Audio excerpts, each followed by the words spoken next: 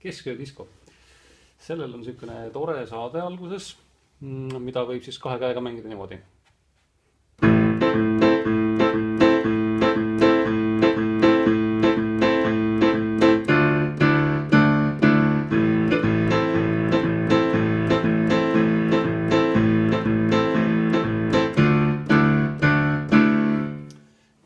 A-moll on siis esimene akord, teine akord on siis D-moll, milles ülemine meloodiline seis. Ja lähme edasi. Edasi, kui tuleb kitarrikäik, siis see on selline.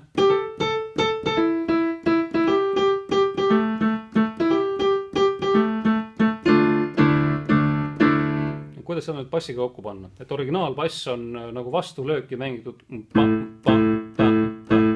klaveril selline asi nagu ei toimi, kui seda lööki ühte ei ole, sest et meil ei ole trummikomplekti, mis on salvestuses olemas.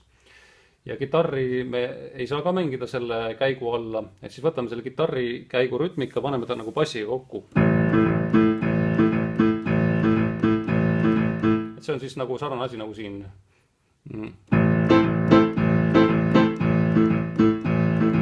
Et vaikimisi meil on see rütm nagu nüüd olemas.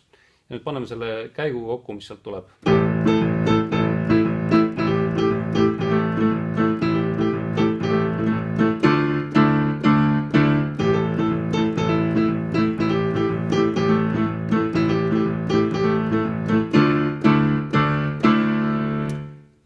Veel, kuidas seda käiku kokku panna, kes tunnis ei olnud, need nuputage ise, aga ma võin natuke näidata.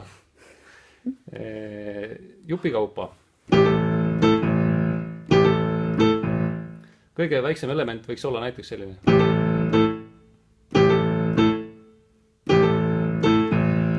Järgmine element võtad siin ühe noodi juurde. Ja siis edasi.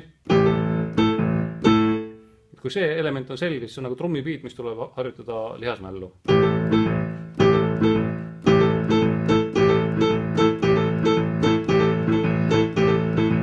Siis võtke järgmine.